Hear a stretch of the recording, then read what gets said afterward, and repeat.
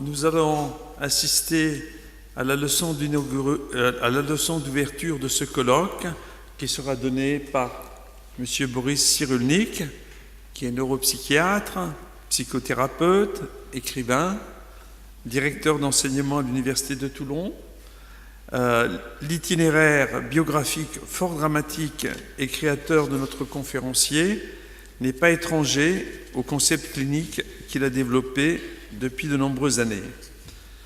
Boris Cyrulnik, comme vous le savez certainement, est l'auteur de très nombreux ouvrages consacrés aux problématiques du psychisme et de la personnalité humaine dans ses liens avec l'histoire, la société et la culture, parmi lesquels un titre « Un merveilleux malheur »,« Parler d'amour au bord du gouffre »,« Mourir de dire » et la très récente, 2017 je crois, « Psychothérapie de Dieu ».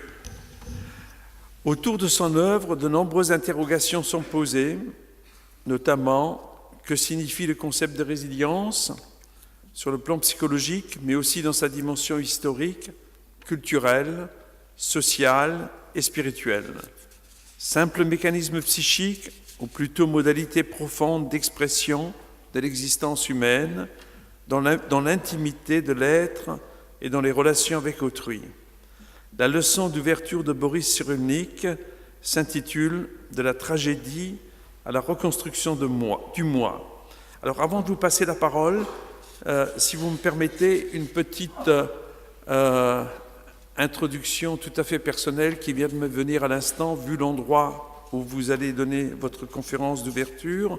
Je ne vais pas vous parler de Moby Dick et de Melville, mais d'un de ses contemporains, Joseph Conrad, qui disait justement dans son ouvrage fameux, qui a fait ce fameux film Apocalypse Now, c'est cet ouvrage qui s'appelle Au cœur des ténèbres et qui se termine par la question où Joseph Conrad, l'auteur, interpelle Kurt, je crois qu'il s'appelait, et qui était un affreux personnage, et qui lui dit alors qu'est-ce qu'on trouve au cœur des ténèbres?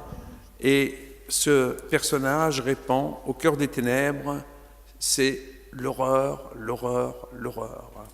Mais en même temps, Joseph Conrad, souvent dans son œuvre de voyage autour du monde, disait que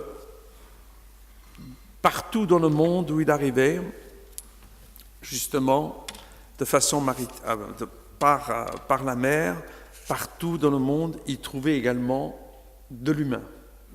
Et je pense que c'est une métaphore que je voulais vous proposer, de l'horreur à l'humain. C'est quelque chose qui peut rassembler l'œuvre d'Elie Wiesel et la vôtre, et je pense que nous serons bien informés de la question après votre intervention. Je vous passe la parole.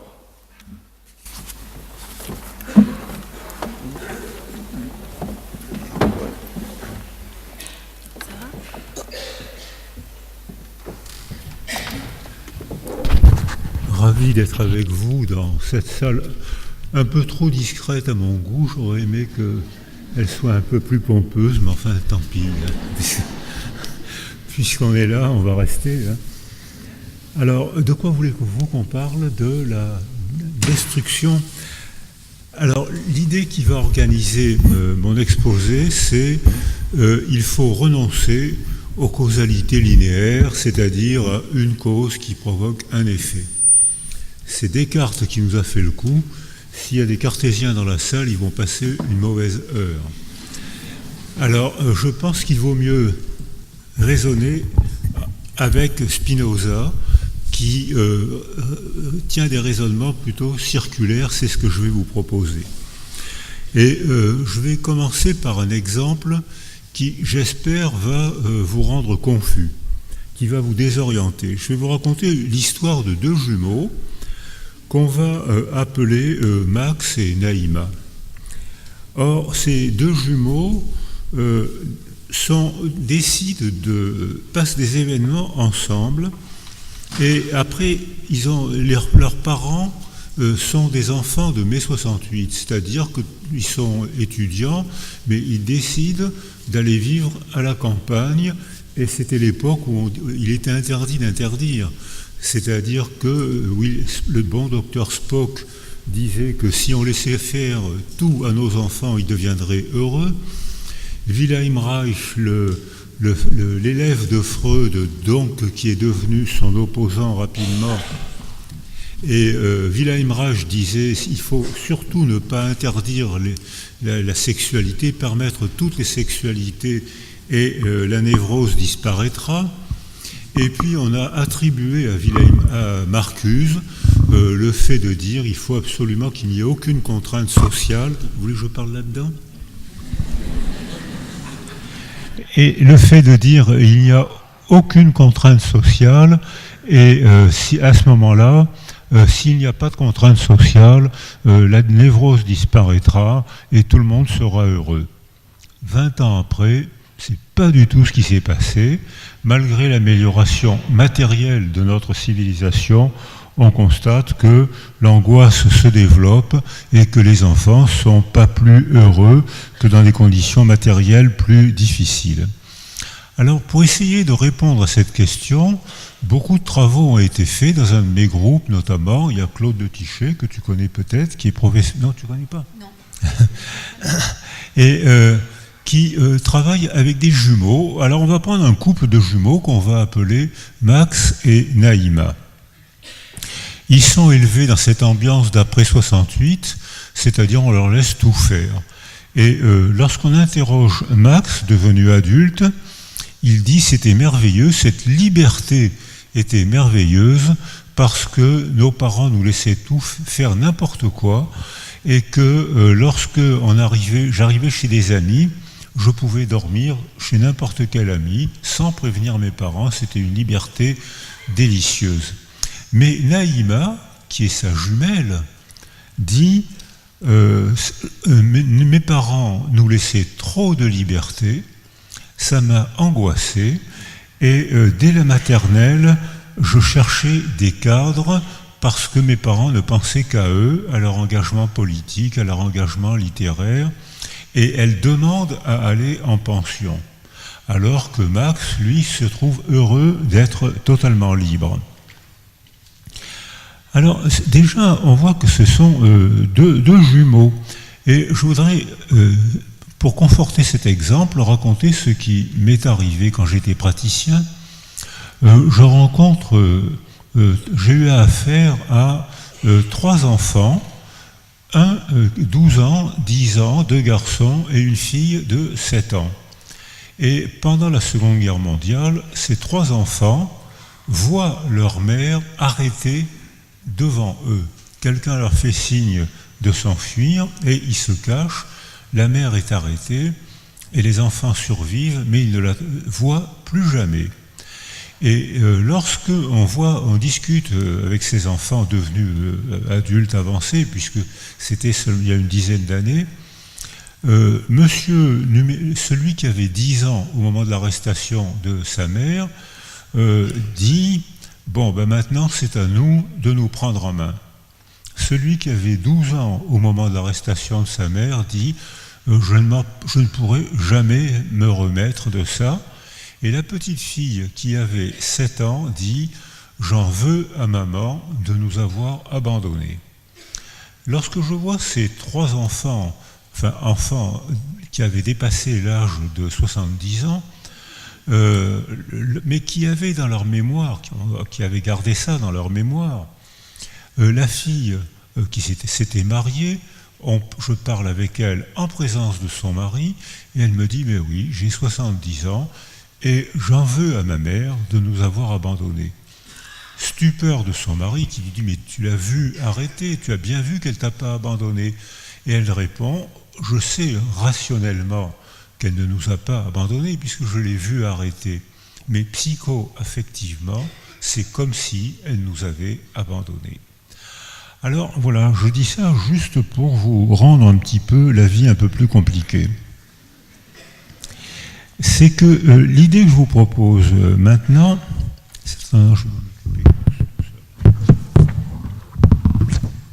c'est que il y a eu un film que beaucoup de gens dans la salle ont vu, c'est Das Kind. Il y a sûrement des gens qui l'ont vu dans la salle. Et c'est Jonathan Levy qui l'a fait il y a quelques années.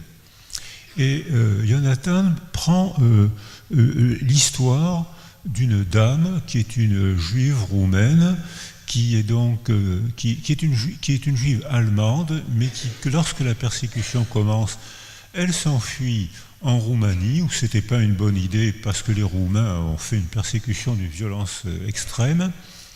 Elle s'enfuit en France et elle arrive en France, elle est totalement, sa langue maternelle c'est l'allemand, elle a appris le roumain et quand elle arrive en France, elle travaille place de la Concorde au ministère de l'occupation de l'armée allemande où elle trouve une place et elle est contactée par la résistance pour essayer de débaucher des Allemands parce que c'était une place sensible où elle pouvait avoir les mouvements d'argent, les mouvements d'armes, les mouvements de train, et elle était très bien placée pour fournir des renseignements à la résistance.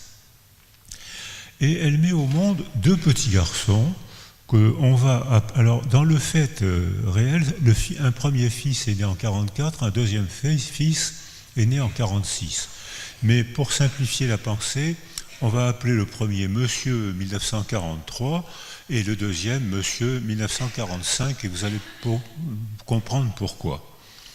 Lorsqu'on les interroge, Monsieur 1943 dit « c'est effrayant, tu aurais pu mourir ». Alors le protocole d'observation que j'ai demandé à une doctorante qui est peut-être dans la salle, Rachel Dresner, peut-être des gens la connaissent. Alors je lui ai demandé, on va refaire ce protocole, mais de manière à la fois psychologique et linguistique, c'est-à-dire on va enregistrer 10 minutes de souvenirs de cette dame âgée. Elle avait 94 ans au moment de l'enregistrement. Madame, voulez-vous nous raconter un souvenir pendant la guerre ? Et on va passer cette cassette à Monsieur 1943, avant la libération, et la même cassette à Monsieur 1946, c'est-à-dire après la libération.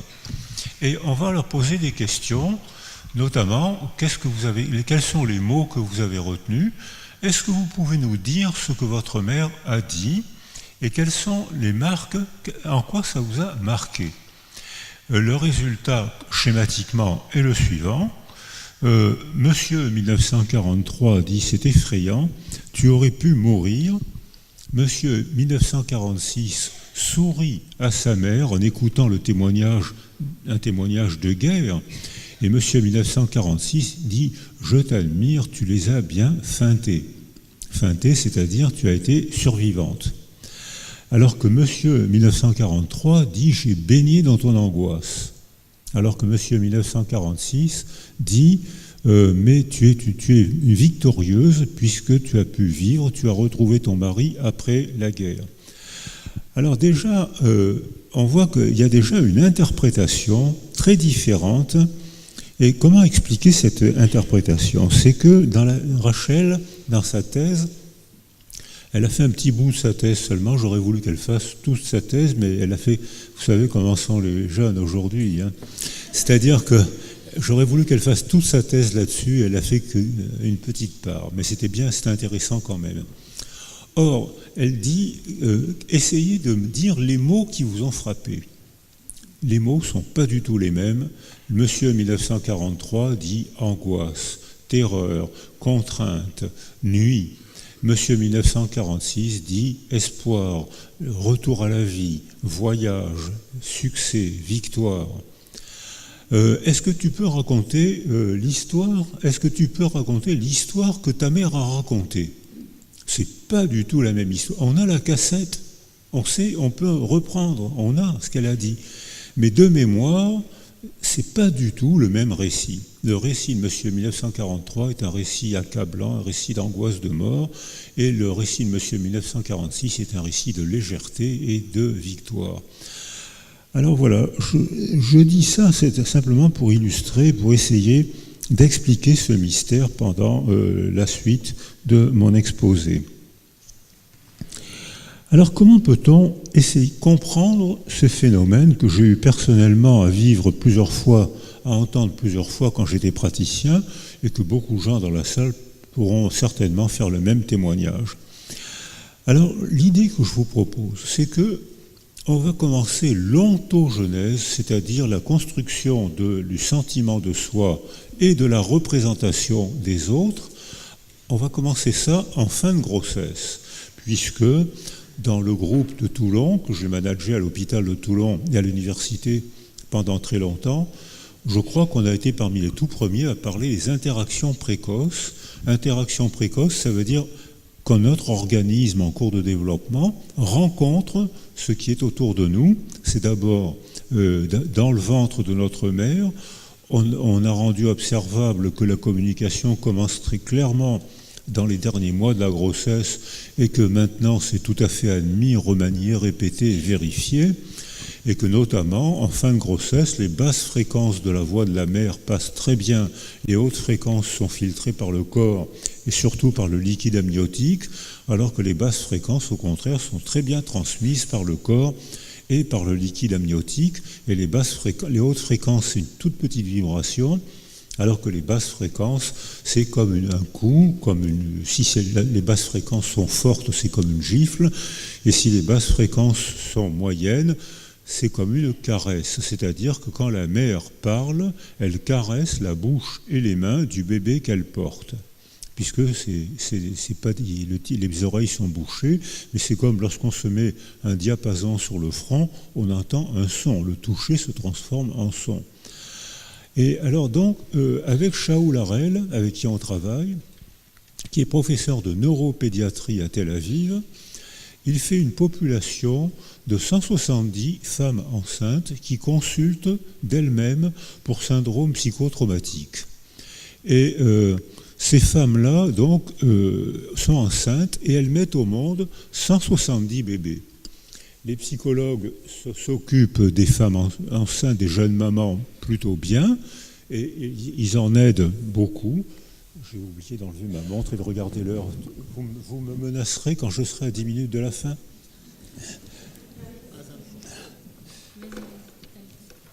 Et donc, ces 170 femmes enceintes mettent au monde 170 bébés. Les psychologues s'occupent des mères plutôt bien. Shaul, étant neurologue, fait une neuroimagerie aux 170 bébés qu'elles ont mis au monde. Tous les bébés avaient une atrophie des 2 lobes préfrontaux et une atrophie des circuits limbiques, qui est le socle neurologique de la mémoire et des émotions. C'est-à-dire que le malheur de la mère, c'est pas la mère. C'est le malheur de la mère, stressée, avait transmis quelque chose au bébé qu'elle portait. Alors, s'il y a des biologistes dans la salle, je pourrais vous proposer l'explication, les dosages qu'on a fait pour essayer d'expliquer ce mystère. Si j'arrête mon raisonnement à ce moment-là, vous allez en conclure que c'est perdu pour la vie. Si vous retenez un raisonnement cartésien, vous allez en conclure que c'est perdu pour la vie. Mais si vous tenez un raisonnement spinoziste, c'est-à-dire en circuit interactif, vous voyez ce que c'est qu'une figure d'attachement, une base maternelle, une fonction maternelle. Elle m'apporte mon biberon de façon... Donc, je me sens mieux maintenant. Donc, si vous tenez un raisonnement spinoziste en interaction, on va photographier, on va mesurer la résilience neuronale, c'est-à-dire la reprise, non pas du développement normal, parce que ces mères ont été stressées, il y avait les attentats, il y avait le stress chronique, ces mères ont été stressées, ça a transmis quelque chose au bébé qu'elles portaient, mais si on sécurise les mères et si on propose au bébé une nouvelle niche sensorielle sécurisante, tous les bébés recommencent la reconstruction de leur cerveau, de leur affectivité, de leur comportement et plus tard de leur psychologie. Et contrairement à ce qu'on a envie de croire, la résilience neuronale commence le soir même dès l'instant où un bébé est sécurisé, on voit la synaptisation des neurones recommencer à partir à la recherche les uns des autres. On voit les neurones du circuit limbique recommencer à se gonfler. Et ce qu'on avait appelé un peu trop rapidement atrophie bifrontale, ce n'était pas une atrophie. Les neurones palpitent comme un cœur, il y a des systoles, des diastoles. Si on ne les stimule pas, ou si la cortisone est trop forte et passe dans le liquide amniotique, et quand la mère parle, le bébé déglutit 4 ou 5 litres de liquide amniotique par jour, et ça, maintenant, à l'échographie, il n'y a qu'à. Les échographies maintenant sont légales, et il n'y a qu'à regarder, quand la mère parle, le bébé déglutit des liquides amniotiques bourrés de cortisone. Et s'il y en a trop, ça passe la barrière ménagère, ça fait exploser les cellules neuronales, ce qui explique la vraie atrophie du système limbique et la pseudo-atrophie des 2 lobes préfrontaux. Mais dès qu'on sécurise la mère, dès qu'on propose une niche sensorielle nouvelle au bébé, la reconstruction des neurones recommence dès que la sécurisation est organisée relationnellement, et tout à l'heure je vous dirai même politiquement.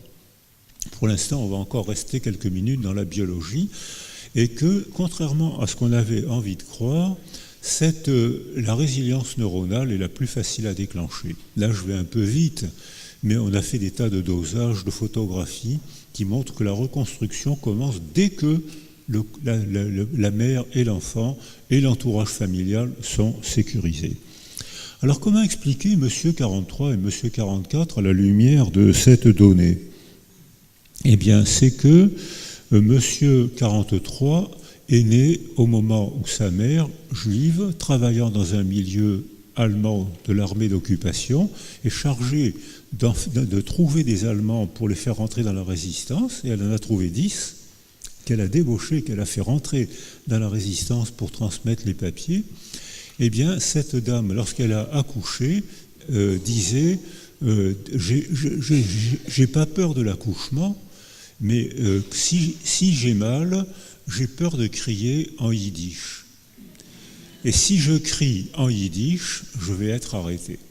Je vais mourir et le bébé mourra lui aussi. Alors, donc, et que le bébé, comme les femmes israéliennes et palestiniennes soignées par Shaul Harel, comme ces femmes-là avaient été traumatisées, elles avaient un syndrome psychotraumatique provoqué par la politique folle de ces pays, il y avait donc, ces femmes étaient stressées, et bien là, monsieur 1942-43 a été élevé, s'est développé tant bien que mal dans une niche sensorielle avec une mère insécurisante parce qu'elle était elle-même insécurisée à cause des conditions de la guerre. Alors que, au contraire, monsieur 1946, il est arrivé au monde, elle a retrouvé son mari, qui n'est pas mort, qui est rentré des camps.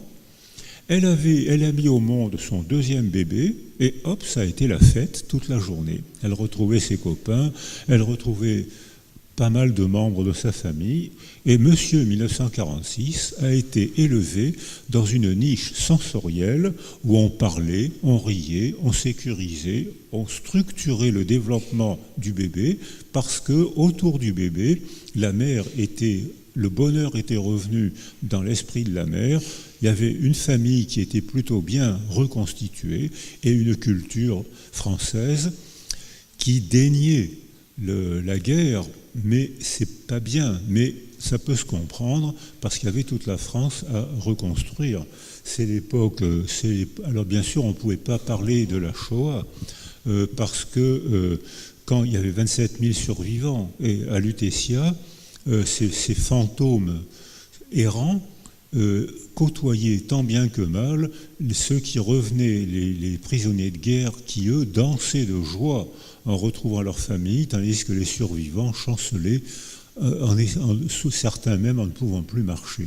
Donc c'était des fantômes qui étaient en train de circuler au milieu de la fête, et bien sûr, lorsque ces hommes-là ont été récupérés, ils se sont tus, alors ça on est tous au courant, parce qu'eux-mêmes avaient du mal à le dire, parce qu'eux aussi avaient envie de se remettre à vivre, parce que leur famille même n'était pas très disposée à les entendre, et parce que la société, la culture française des années d'après-guerre avait intérêt à dénier la collaboration avec Vichy et sa participation à la persécution des Juifs français.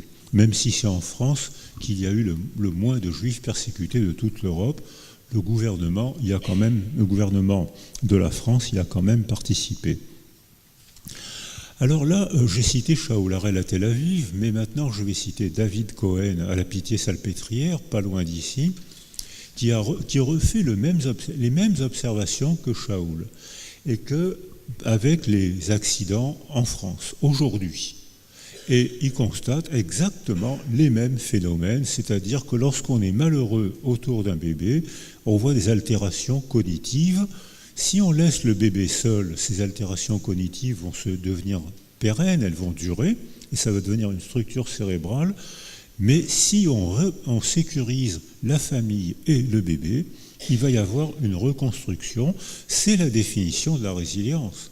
C'est-à-dire que la reconstruction va commencer, un nouveau développement va se remettre en place, qui va être bien, mais ce n'est pas le développement qu'aurait dû avoir le bébé s'il n'y avait pas eu cette déchirure, s'il n'y avait pas eu ce traumatisme. C'est un bon développement, et pour les anciens qui sont dans la salle, ils savent qu'ils ont repris, pas tous, mais beaucoup, ont repris un bon développement, ce qui ne veut pas dire du tout qu'ils ont oublié, ce qui ne veut pas dire du tout qu'il n'y a pas de traces.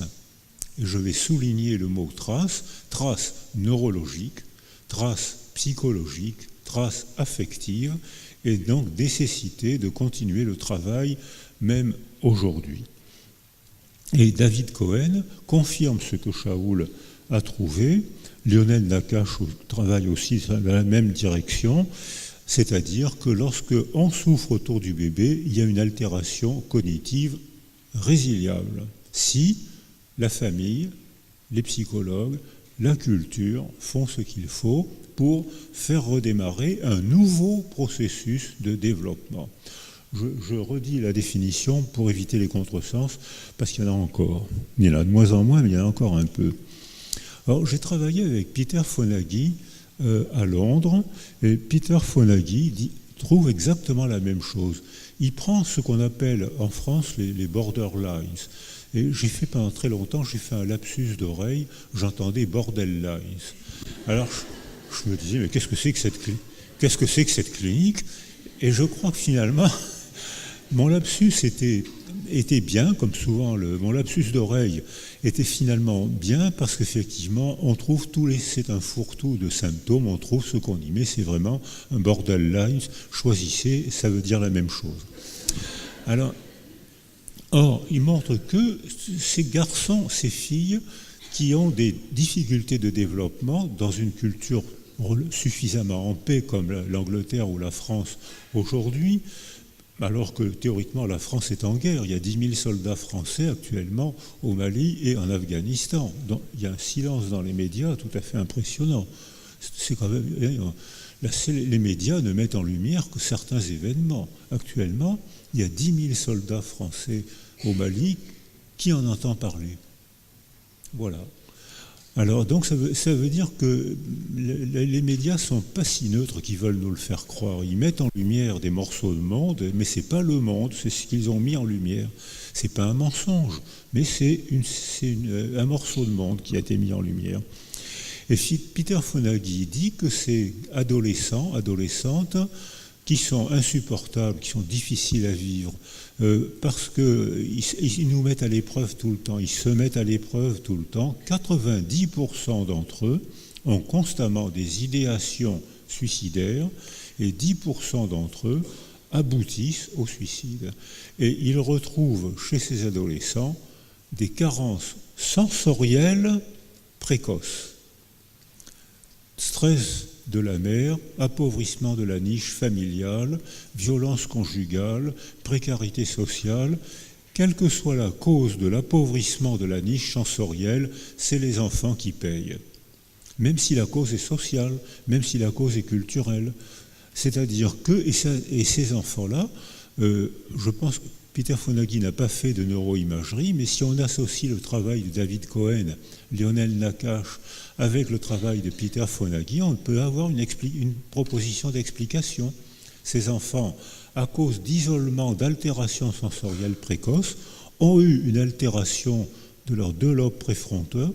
Ils ont alors ça je l'ai vu, l'amygdale rhinencéphalique, qui est une amande de neurones à la partie antérieure et inférieure du cerveau, est multipliée par 10. C'est-à-dire qu'elle est 10 fois plus grosse. Et cette amande rhinencéphalique, c'est le socle neurologique des émotions intenses et insupportables, colère, angoisse, désespoir intense, imminence du passage à l'acte. Et passage à l'acte, idéation suicidaire, et passage à l'acte fréquent chez les garçons qui aboutissent au suicide, qui pensent moins au suicide que les filles, mais qui aboutissent au suicide beaucoup plus que les filles. Donc déjà, on commence à avoir une tentative d'explication, et ça s'inscrit dans la mémoire. Tout à l'heure, je vous proposais l'idée que même si on reprend un développement résilient, on se remet à vivre plutôt bien, parler, faire des études, ça laisse des traces. Et notamment, Joseph Berg à Lausanne a fait un excellent travail sur comment se développent ces enfants, comment ils arrivent à l'adolescence. La plupart ont repris un bon développement, mais ce n'est pas le développement euphorique qu'ils ont dû avoir. Par exemple, au moment de l'adolescence où on a les 2 grands choix, on a le choix du métier et le choix du conjoint. C'est-à-dire que c'est le moment sensible où on a les 2 grands choix de notre existence. Eh bien, c'est les choix les plus névrotiques de notre existence. On ne sait pas pourquoi on choisit tel métier ou tel conjoint. Peut-être 50, 60 ans après, on peut se dire, tiens, finalement, je l'ai demandé en mariage parce que, mais c'est des raisons qu'on trouve après coup, ça, c'est pas les vraies raisons. Au moment du choix, on ne sait pas vraiment pourquoi on trouve des raisons, mais c'est pas les bonnes. En revanche, on sait que populationnellement, ces enfants qui ont été blessés précocement par un traumatisme, ou dont la mère a été blessée, ce qui revient presque au même, lorsqu'ils arrivent à l'âge des 2 grands choix névrotiques de notre existence, le métier et le conjoint, eh bien, ils ont peur d'aimer, et pourtant, c'est ce dont ils ont le plus besoin. Et ils surinvestissent tellement l'affectivité que ça les angoisse, parce qu'ils mettent la barre trop haut. Ça les angoisse, et le résultat, c'est qu'ils ont un retard. Ils font un peu moins de couples que la population générale. À Lausanne, ils ont fait un peu moins d'études que dans d'autres populations. Par exemple, à la Commission centrale de l'enfance, où j'ai été, qui a été managée par Louba et Anna Wilner, que peut-être des gens dans la salle ont connu, qui ont été formés par Korczak en Pologne. Et ces 2 femmes étaient éblouissantes. À la Commission centrale de l'enfance, Louba faisait passer le message verbal. On a dit que vous étiez des êtres inférieurs, vous devez prouver le contraire. Et parmi ces gosses de la Commission centrale de l'enfance, il y a un nombre anormalement élevé de professeurs d'université et de gens de cinéma, et un nombre très élevé d'universitaires, ce qui prouve qu'il y a de graves séquelles. Mais en revanche, chez Joseph Berg, à l'œuvre de secours des enfants, beaucoup, au contraire, ont choisi de faire d'apprendre un métier précocement. J'ai tendance à penser que c'est une forme d'équilibre mental, parce que votre serviteur était un peu dans ce cas, et les conditions dans lesquelles j'ai fait des études, il fallait vraiment pas être clair pour penser, pour oser faire des études dans les conditions où j'étais. Et si j'avais été équilibré, j'aurais appris vite un métier, et peut-être j'aurais été menuisier comme mon père. Mais étant déjà givré, ça m'a rendu complètement psychiatre, et que Parce que j'ai écouté attentivement le message que Louba faisait passer. Vous devez démontrer le contraire. Et ça a été la rage de comprendre, la rage au cœur, que beaucoup d'entre nous, on a eu le courage pathologique, le courage morbide de faire des études et parfois de les réussir. Alors, mais ça ne veut pas dire que ça ne laisse pas de traces. C'est ce qu'on appelle dans les théories de l'attachement le modèle interne opératoire, c'est-à-dire que ça s'est inscrit dans notre mémoire et on répond désormais à l'idée qu'on se fait de soi, la représentation qu'on a de soi. Alors par exemple, quand j'étais praticien, j'ai eu à accompagner une jeune femme qui avait eu une enfance incroyable, une enfance atroce. Ses parents étaient de riches châtelains qui confiaient la petite fille à une nounou qui était d'un sadisme invraisemblable, et la nounou était amie avec ses parents. Et la petite fille voyait la nounou sadique partir amie avec ses parents, partir en vacances, ou rire avec eux, ou les embrasser. Donc elle ne pouvait pas se plaindre, se confier à ses parents, puisqu'elle pensait que la nounou et ses parents étaient complices de maltraitance que vous ne pouvez pas soupçonner. Mais vraiment une torture quotidienne pendant des années. Et puis, finalement, devenue jeune femme, on réussit à l'aider à quitter sa famille, pas facilement, parce que la famille, les parents ont mis très longtemps à accepter, à reconnaître que la nounou torturait cette petite fille. Et elle se marie, et elle met au monde, je l'accompagnais psychologiquement, et elle met au monde un bébé garçon. Et les sages-femmes font ce qu'elles font souvent dans ce cas-là, elles prennent le bébé, elles le présentent à la mère, et puis elles disent, regardez comme il est mignon. Et elle me dit ensuite, en entretien, le bébé est mignon, elles ont dû se tromper. C'est-à-dire qu'il ne peut rien m'arriver de bien. Ce qui est inscrit dans ma mémoire, c'est moi, on me maltraite. Elle n'a pas été, il n'y a eu rien pour déclencher chez elle un processus de résilience. Puisqu'elle croyait que ses parents et la nounou étaient complices, personne ne s'en est rendu compte, personne ne l'a aidée. Ni à l'école, ni des amis, ni dans sa famille, et encore moins un psychologue, bien sûr. Personne n'a aidé cette petite fille, devenue jeune femme. Quand elle a mis au monde un bébé, elle a répondu à ce qui était en sa mémoire. Moi, on me maltraite, il ne peut rien m'arriver de bien, ce bébé est mignon, ça ne peut pas être le mien. Ce bébé est mignon, les sages-femmes se sont trompées. Et alors ce que j'ai pu comprendre à l'occasion de cet entretien, elle le faisait tout le temps dans la vie quotidienne. Donc le mari, qui était plutôt sympa, c'était pas très encourageant de voir une femme qui, à cause de son enfance, dévalorisait tout ce qui se passait, y compris la gentillesse de son mari. Il doit être hypocrite. Il est gentil avec moi, il est sûrement hypocrite. On ne peut pas être gentil avec moi. S'il est gentil, c'est qu'il est hypocrite. Et tout était constamment dévalorisé. Alors pour le mari, c'était pas marrant, et pour elle, elle continuait à souffrir, non pas de ce qui se passait dans la vie quotidienne, elle continuait à souffrir de ce qui était imprégné biologiquement dans sa mémoire. Et si je dis imprégné biologiquement, c'est parce que maintenant, les traces, en neuroimagerie, on les photographie. La tractographie, on dirait comme des gerbes de couleurs différentes, et on voit comment la trace d'un trauma est tracée dans les neurones. Et Papa Freud, qui est un copain de beaucoup de gens dans la salle, avait déjà parlé de frayage. C'était son expression. Maintenant, le frayage, on le photographie. On le voit. On voit la zone du frayage qui va vers certaines zones du cerveau, vers les noyaux d'une grappe de raisin qu'on appelle le thalamus, et qui traite toutes les informations en fonction du passé douloureux et qui envoie les informations du contexte, même sécurisantes. Ces informations sont envoyées dans l'aire de la douleur, c'est-à-dire c'est une zone cérébrale, la partie antérieure de l'aire singulaire antérieure. Quand on la touche, les gens souffrent. Rien ne change dans leur contexte et dans leur histoire, mais le simple fait de stimuler cette zone déclenche une sensation de désespoir. eh bien c'est tracé dans leur mémoire et toutes les informations sont intégrées vers cette zone parce que le cerveau a été sculpté par le milieu. Alors, mais surtout parce qu'on ne s'est pas occupé de cette femme, parce qu'on ne l'a pas aidé à déclencher un processus de résilience.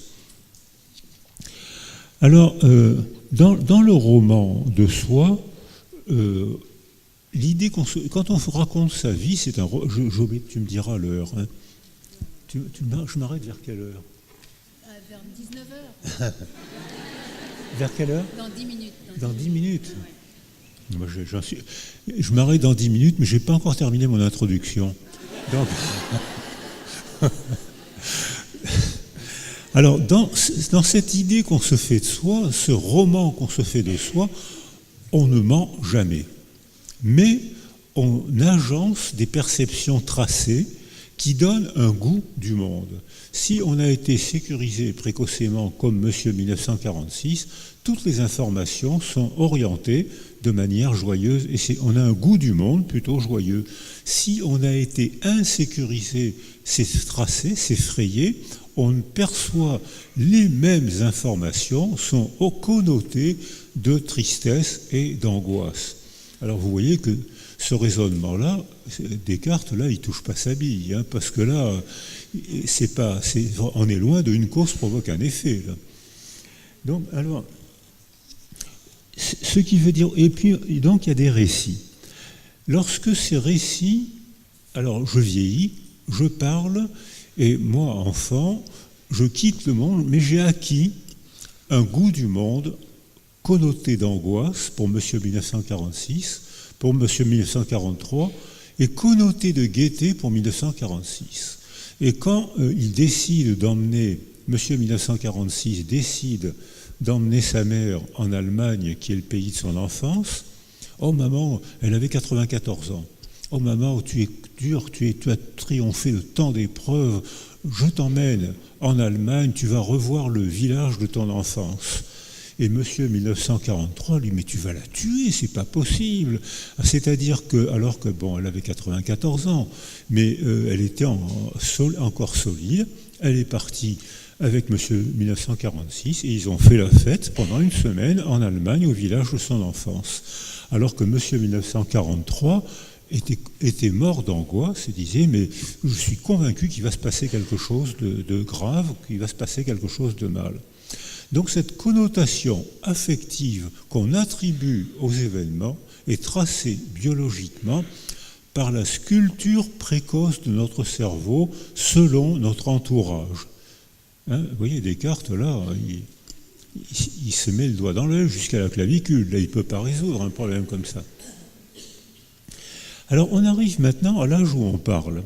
Alors là, on quitte le monde de la biologie et on entre dans le monde des représentations verbales. Mais le monde des représentations verbales, c'est pas abandonner le monde des émotions, parce qu'au contraire, avec une simple représentation verbale, je peux déclencher en vous des émotions, je peux vous faire une insulte, vous allez pâlir, votre cœur va s'accélérer, vos vaisseaux vont devenir tout pâles, ou au contraire, je peux vous faire un compliment, vous allez dilater vos vaisseaux, vous allez rougir, vous allez augmenter votre sécrétion d'endorphine, et vous allez vous sentir bien parce que je vous ai fait un compliment. C'est-à-dire qu'un mot peut modifier la manière dont on éprouve le réel, peut modifier biologiquement la manière dont on éprouve le réel.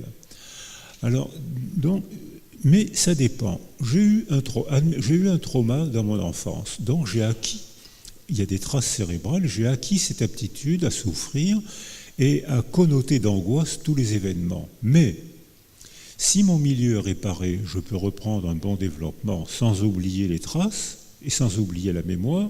Si je souffre un peu trop, il faut que je rencontre quelqu'un pour faire un récit. Si je rencontre quelqu'un qu'on pourrait appeler psychothérapeute, qu'on pourrait appeler prêtre, qu'on pourrait appeler footballeur, qu'on pourrait appeler artiste, si je rencontre quelqu'un qui me sécurise, et si je parle avec lui, je vais avec elle, si je vais chercher dans mon passé les images et les mots que je vais agencer pour en faire un récit que je vais lui adresser. J'ai insisté sur je vais parce que je suis toujours dans l'anticipation. Anticipation de l'avenir, je vais lui raconter. Anticipation du passé, vous avez bien entendu, anticipation du passé, je vais chercher dans ma mémoire les images et les mots que je vais lui adresser. Ça veut dire que là, on a un degré de liberté. Si je me confie à quelqu'un qui me sécurise, comme Nathalie tout à l'heure quand elle m'a apporté mon biberon, quand elle est là, j'ai pas peur du monde, je me sens sécurisé. Quand elle est là, je suis confiant. Dès que Nathalie disparaît, j'ai ma petite angoisse, mais ça va. Non. Et à ce moment-là, elle va comprendre. Personne ne peut comprendre, mais elle va faire l'effort de comprendre, et tous les deux, on va travailler. C'est-à-dire que un psychothérapeute, un prêtre, quelqu'un en qui on fait confiance, un écrivain, quelqu'un en qui on fait confiance, peut me permettre de faire ce travail. Je souligne. C'est-à-dire, mais si je vais voir quelqu'un qui m'insécurise, je ne vais pas faire le même discours avec le même passé, avec la même histoire, je vais chercher dans mon passé d'autres mots, d'autres images que je vais agencer différemment pour lui faire un autre récit. Quand je raconte ma vie à mon inspecteur des impôts, vous ne pouvez pas savoir les soucis que j'ai. C'est-à-dire que je vais, donc c'est presque intentionnel, c'est non consciemment intentionnel. Je m'adapte à la sécurité que m'offre Nathalie, ou je m'adapte à l'insécurité auquel me contraint mon inspecteur des impôts. Donc, mais je ne mens pas, je vais chercher des souvenirs et des images différentes que j'agence en un récit différent. Et puis, ça dépend. Alors, c'est un petit peu ce que j'ai fait quand j'ai écrit La vie t'appelle. C'est pas une autobiographie, contrairement à ce que j'entends de temps en temps. C'est un souvenir d'enfant que j'ai essayé de vérifier. Souvenir d'enfant pendant la guerre, où j'ai été arrêté. Et quand j'ai voulu en témoigner après la guerre, j'ai dû me taire parce que les gens riaient. Vous avez bien entendu. Les gens riaient en disant où est-ce qu'il va chercher tout ça. Donc je me suis dit les adultes ne peuvent pas comprendre, les adultes, autant se taire. Et je me suis tu pendant très longtemps, ce que j'aurais pas dû faire, mais je me suis adapté au milieu qui était autour de moi. Et le milieu me faisait taire, donc je me suis tu. Puis j'étais petit, j'avais 10 ans à la Libération. Donc je me suis tu. Mais lorsque j'ai écrit La vie t'appelle, ce qui a déclenché, c'est le changement culturel, la stupeur que j'ai eue quand j'ai vu apparaître le négationnisme. Et je me suis dit, bon ben là, je ne peux plus me taire, parce que se taire, c'est se faire complice du négationniste. Donc maintenant, je dois témoigner. Mais je n'ai pas voulu témoigner, j'ai voulu faire une enquête sur ce qui était dans ma mémoire. C'est-à-dire un souvenir que j'ai essayé de dire sincèrement, et une enquête sur ce souvenir. J'ai eu souvent des confirmations, j'ai eu beaucoup de surprises. Et quand j'ai été invité, alors on voit que ces récits d'alentour participent à la construction de mon récit. J'ai été invité après ce livre sur Paris Première, et Éric Zemmour m'a dit, presque de manière négationniste, il ne faut plus parler de ça, ça ne sert à rien de parler de tout ça. Éric Zemmour. Quant à son collègue Nullo, on va l'appeler Nullo.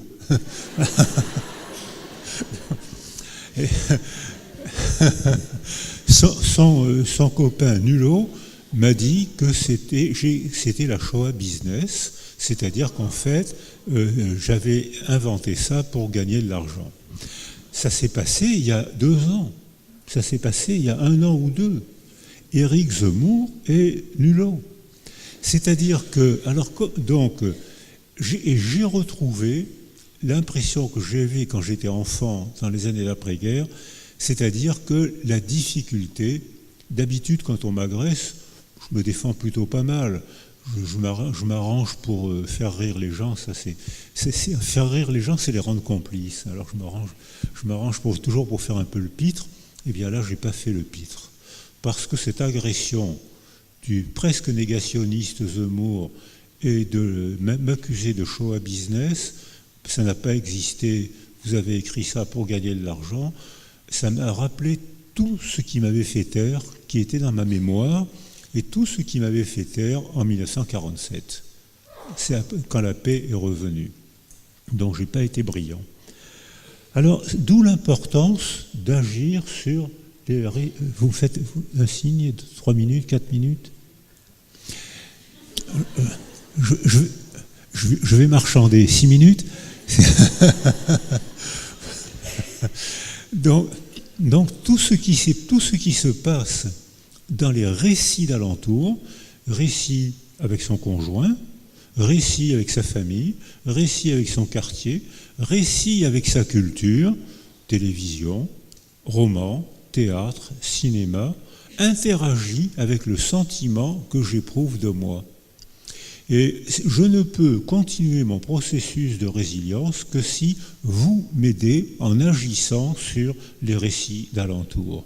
Donc vous aussi, vous devez pas tellement témoigner, mais vous devez chercher à comprendre. C'est pas forcément pareil, c'est pas la même chose. Témoigner, c'est Primo Levi, qui écrit clairement « Je veux témoigner », ce qu'on peut comprendre. Je veux témoigner parce que je ne peux pas me taire, c'est Elie Wiesel, je suis contraint à témoigner et émotionnellement, je ne peux pas, j'ai du mal à témoigner. C'est Elie Wiesel. Eh bien, Primo Levi, lui, dit « je vais témoigner ». Et il témoigne. En 1947, vous savez si c'est un homme, vous savez combien d'exemplaires il a vendu en 1947 ? 700. Presque pratiquement personne ne l'a lu. Et c'est seulement quand la culture a changé, on va dire, pour faire un schéma, on va dire 85, le film de Lanzmann, Shoah, qui provoque, bien sûr, les Klarsfeld, plus tard Chirac. Mais avant Shoah, Paxton qui fait rentrer dans notre culture, contrairement à ce qu'on dit, la France, il y a eu des Français résistants, il y a eu 220 000, c'est les chiffres du ministère de l'Intérieur, 220 000 Français résistants, donc merci ces Français-là, mais le gouvernement de la France, lui, il a collaboré avec le nazisme, il n'y a pas d'autre mot, mais Paxton a été le premier à en faire une structure et une démonstration historique avec archives. Et c'est Paxton, Lanzmann, qui ont donné la parole et changé la manière de lire si c'est un homme de Primo Levi. Et à ce moment-là, Primo Levi est rentré dans la culture. Mais avant, il n'est pas rentré dans la culture pendant 40 ans. Personne ne l'a lu. C'est seulement après 85 que là, tout le monde l'a lu en Europe et même dans énormément de pays. Donc notre mission pour déclencher un processus de résilience, quand j'ai commencé mon exposé, c'était pour dire qu'il faut foutre la paix aux femmes enceintes, c'est-à-dire que, parce que, donc mais ça c'est une décision conjugale et politique.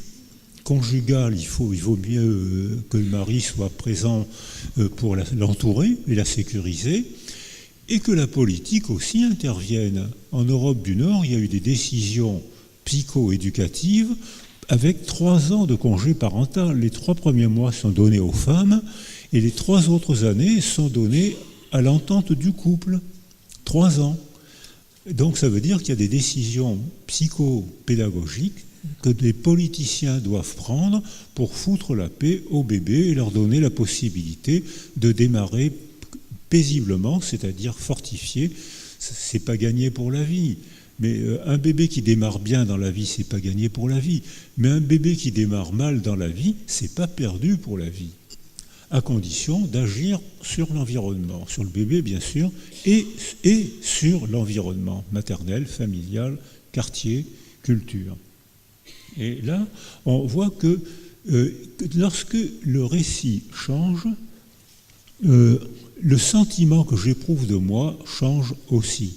Si le récit que j'entends sur ce qui m'est arrivé est un récit discordant, comme par exemple pour les femmes violées.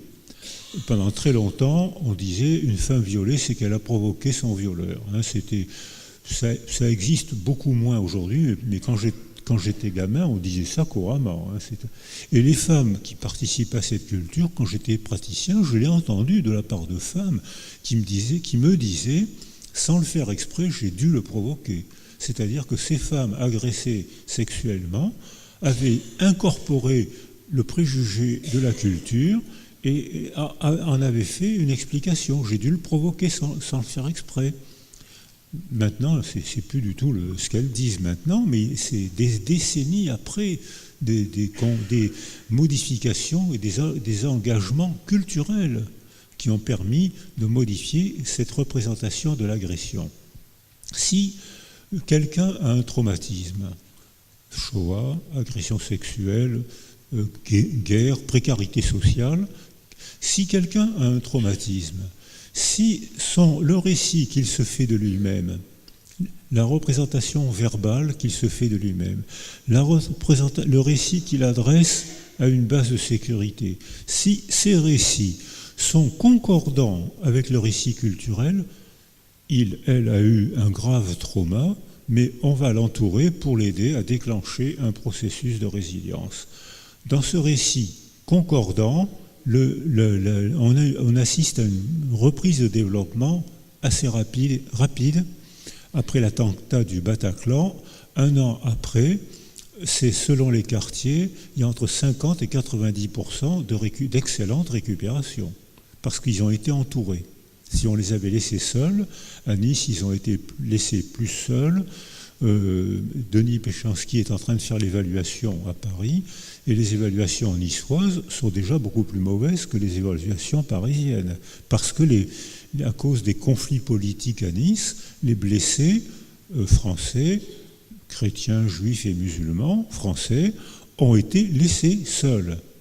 Donc on peut prédire qu'il y aura plus de syndrome psychotraumatique à Nice qu'à Paris. Mais si le récit est discordant, je ne peux pas parler parce qu'on ne me croit pas, ou parce qu'on rigole de qu'est-ce que tu vas raconter. Ce qui m'est arrivé, ce qui est arrivé aussi à un psychanalyste qui a écrit La traîne sauvage.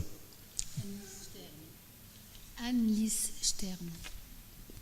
Alors, c'est-à-dire, même sur le divan, le déni a existé, puisqu'elle parle dans l'enchaînement des idées, elle était à Ravensbrück, non ? Elle parle de ce qui lui est arrivé, mais dans l'association d'idées, elle n'était pas venue pour ça. Et le psychanalyste se tait, c'est un bon psychanalyste, qui ne dit pas un mot, et puis... Et il la raccompagne ensuite, et puis en lui disant au revoir, il lui dit « Mais où allez-vous chercher tout ça ?» C'est-à-dire que le déni est un facteur de protection qui permet de ne pas souffrir, mais qui empêche la résilience, qui empêche le travail de conscience.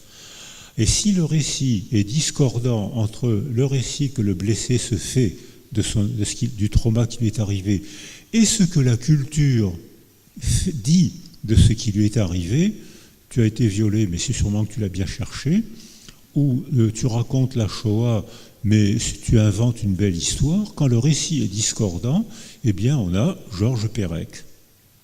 Georges Perec, coupé en deux. Les psychanalystes disent clivé. Une partie qui parle, qui rigole, qui travaille bien. Mon ami Ferreri, il a eu comme archiviste à l'hôpital Saint-Antoine, et il disait qu'au CNRS, il disait que c'était quelqu'un de très agréable, de très gai, qui faisait bien son travail, mais qui tous les soirs souffrait en secret. Comme il dit lui-même, il avait une crypte dans l'âme, parce que cette crypte-là, il n'avait pas pu l'ouvrir dans la culture. Il a essayé de l'ouvrir en psychanalyse, mais dans la culture, on le faisait taire. Il ne pouvait dire que ce que vous étiez capable d'entendre. Voilà, donc je suis à la page 2 alors que j'avais pris 18 pages, mais je pense que maintenant il va falloir que je m'arrête et je vous remercie beaucoup de m'avoir écouté.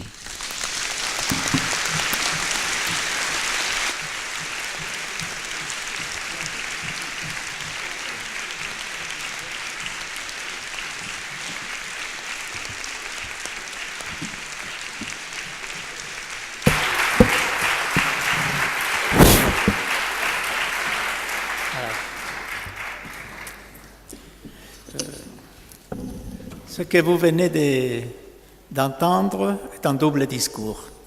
C'est la théorie d'un chercheur et c'est le récit d'un témoin. Et cela nous montre l'importance au XXIe siècle de la relation entre le témoignage et la construction du savoir. La construction du savoir n'est pas une construction neutre, n'est pas simplement de la science objective, c'est aussi la prise en compte, la sensibilité à l'égard du témoignage de ceux qui ont vécu l'histoire, qui ont suivi l'histoire et qui ont fait l'histoire.